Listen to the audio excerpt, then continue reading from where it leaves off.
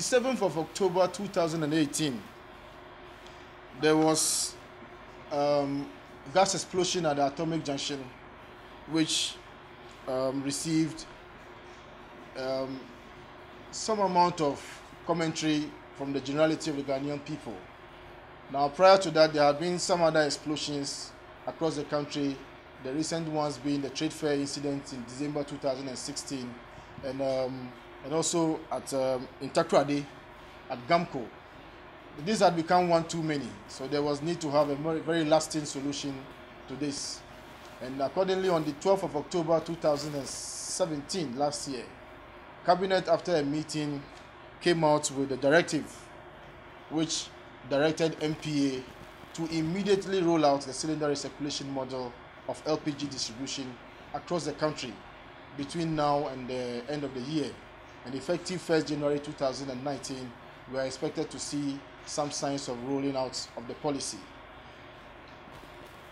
Now, the reason for the policy initiative have some policy underpinnings, which are essentially to deal with the health, safety, and security side of things, and also to respond to the questions of affordability, availability, and accessibility of LPG across the country.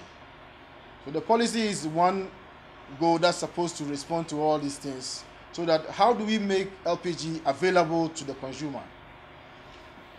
If it is available, are consumers able to access the products? If they are able to access, is it affordable enough for them to be able to procure and then consume? So our discussions with you today is going to touch, when we do the presentation, on the current value chain that we have, the new value chain, expected players in the industry as far as business is concerned, the possibility or the fear that there will be job losses will be addressed, and we'll also look at how much this policy will contribute to the storage infrastructure of LPG that we have across the country.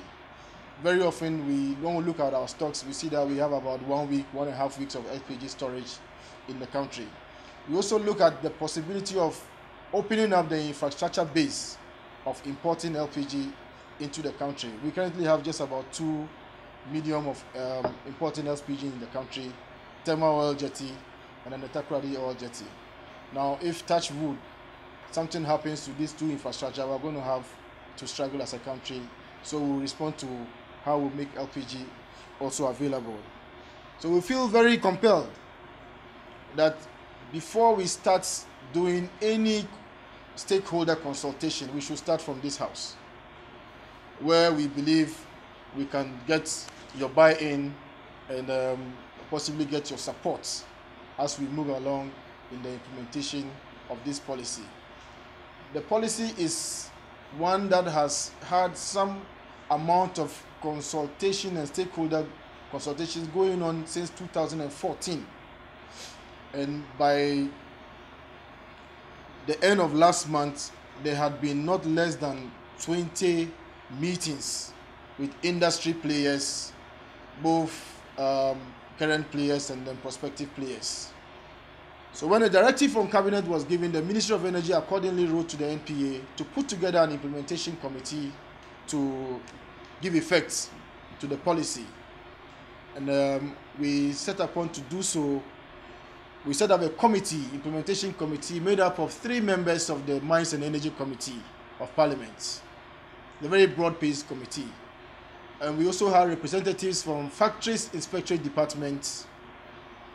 We had representatives from Ghana Standards Authority, Environmental Protection Agency, EPA, Ghana Fire Service, LPG Marketers Association, LPG Operators Association, LPG Tanker Drivers Association.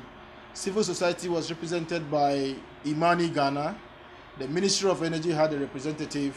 We also had a representative from the Chamber of Bulk Distributors, Association of Oil Marketing Companies, Global LPG Partnership, and Global Coalition for Cook Stoves. All had representatives on the committee. We didn't want to leave out any group that was interested in the implementation. Now, the implementation committee was also to divide itself into 3 subcommittees. Essentially, we had the Health, Safety, Security and Environment Subcommittee.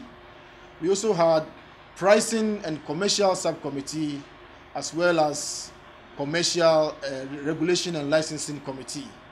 All these committees have together come out with a roadmap for implementation of the policy. As of today, we've come out with the bottling plant licensing regime, which we have communicated to industry players who are interested in investing in the cylinder recirculation model. We've received 18 applications, way beyond our expectation. And currently we are in the process of rolling out the policy, the licensing requirements for LPG distribution companies, retailers, LPG cylinder distribution, transporters, and so on and so forth. So that is where we stand as of today.